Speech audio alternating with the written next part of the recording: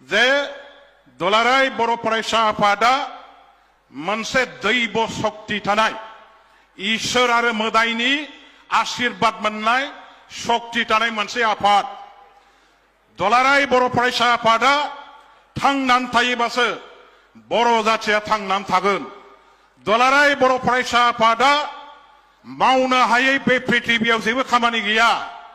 दुलाराय बर' फरायसा आफादखौ सोरबाया नाख्रेबनानै गादबनानै फोजोबनो हानाय मोनसे आफाद नङा। बे आफादा जोबनो गैयै अरायबो बोहैबाय थानाय मोनसे दै फुंखा बायदि मोनसे आफाद। जोंनि साफ्रोम बर' बिमा बिफा जोंनि मोनफ्रोमबो नखरावनो दुलाराय बर' फरायसा आफादा दङ। दुलाराय बर' फरायसा आफादनि दैदेनगिरि मावथि बिथांमोनहा सोलायबाय थागोन। समजों लोगोसे गोदान गोदान दैदेनगिरिफोर फैगोन आरो बिथांमोनहा जोंनि बर' जातिनि जातीयताबाद बर' माहारियारि बाद जेखौ होनना बुंदों बेखौ लानानै जोंनि दुलाराय बर' फरायसा आफादनि थांखि नोजोर नीति आदर्श बेखौ लानानै जातिनि थाखाय आपसहीन रावजोंबो कमप्रमाइज खालामै मोनसे गावनि आखुथाय गावनि मोनसे नोजोर आरो थांखिखौ लानानै अरायबो खामानि मावगोन।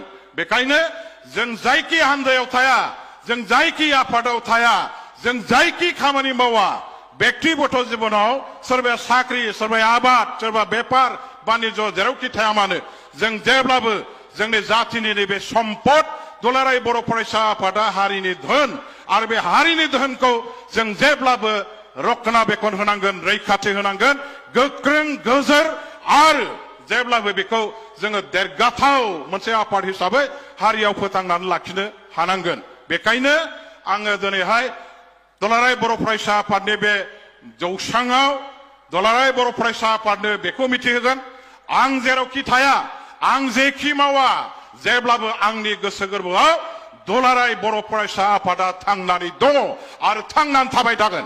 आंनि थैयाव जेब्लाबो दुलाराय बर' फरायसा आफादानो अरायबो थांनानै थागोन आरो बे आंनि मोनसे अधिकार, आंनि बे मोनसे व्यक्तिगत सम्पद हिसाबैबो बेखौ आं जेब्लाबो फोथांनानै लाखिगोन। बेवहाय आं रावखौबो गिया, आं रावखौबो लाजिया आरो सोरनिबा थाखाय आं फावसयनानै सोलिग्रा नङा। गतिके रायजो राजाफोर, फरायसा लोगो नोंथांमोन, दिनै बेसेबा गोबाव समनिफ्राय दुलाराय बर' फरायसा आफादनि मन्चआव गसंनानै फंनैसो बाथ्रा बुंनो मोननायनि गेजेराव मोनसेल' आं खावलायनो लुबैबाय जे जोंनि दुलाराय बर' फरायसा आफादनि मथ'आ जाबाय, मुल मन्त्रआ जाबाय, खौसेबा जों थांगोन, गावस्राबा जों थैगोन। बेखायनो दिनै जोङो बर'फ्रा जे लेथेर फिथेर जानानै दं राजनितियाव, समाजनितियाव जोङो ज' जानायनि थाखाय दुलाराय बर' फरायसा आफादनिफ्राय जेब्लाबो मोनसे अभियान, मोनसे हाबाफारिखौ, मोनसे सेस्ताखौ जों लाबाय थानांगोन।